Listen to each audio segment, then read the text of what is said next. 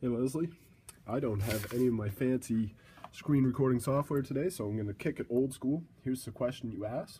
Now what I like to do is, instead of this like big dividing sign making a fraction over a fraction, I like to rewrite it like this. Okay, so what I'm going to do, I'm just going to replace that division sign with an old school division sign, right? This is the same as this, and this looks a little bit better.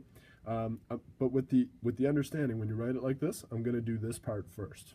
Okay, so we're adding fractions with unlike denominators. What I have to do is I have to come up with the lowest common denominator. So we have x minus 1 and x plus 1. If I multiply those two together, that's my LCD. So I'm going to call that x minus 1, x plus 1. The order doesn't matter, by the way, we're multiplying.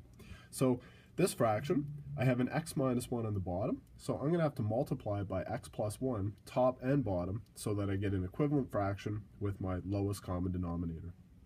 Over here, x plus 1, so I'm going to multiply by x minus 1, top and bottom, so now I have two fractions with equivalent denominators. I wrote this over, but we're not going to mess with that over here. So what we're going to do now, we're going to distribute both these terms. I'm going to collect like terms, keeping in mind that I'm subtracting, so I'm going to have to do a sign flip on each term over here, and I can express that over a common denominator. Okay? God, this is like such a low budget video. I apologize. So, step one, I just distributed with the brackets 2x plus 2, and then we get 3x minus 3. Okay, and I wrote that all these steps out just to show you, like I literally did every step.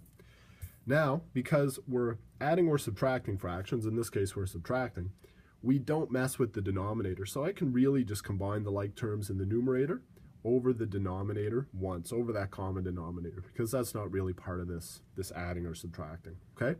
Keep in mind, though, that we're subtracting here, so I use brackets to keep my sign straight.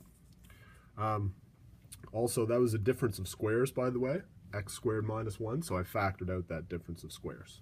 That's where those two brackets come from. Combining like terms, got my signs correct, okay? And then that's pretty much what we get. So combining like terms, I get x minus 5 over our denominator. And again, I'm going to now multiply that because I flipped that division sign some time back ago. I just flipped it over. Where did I do that? I did that, I don't know, somewhere up there.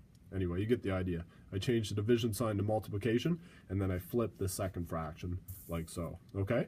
Now when I do that, like I've basically added first, now I'm just going to multiply. That's my second step. And the reason why is because that's not Bedmas, right? Normally you would multiply first, but because I have to work with the numerator first when I write it like this. So don't get confused. You're going to take down that numerator first. Now I can cancel. I have x plus 1, top and bottom, that goes away. I have x minus 1, and I'm left with negative x plus 5 over 7, and that's our answer, with the understanding that x cannot be 1 or negative 1. So that's your answer, buddy. That's low budget as it gets, but I hope that helps. Let me know if it doesn't.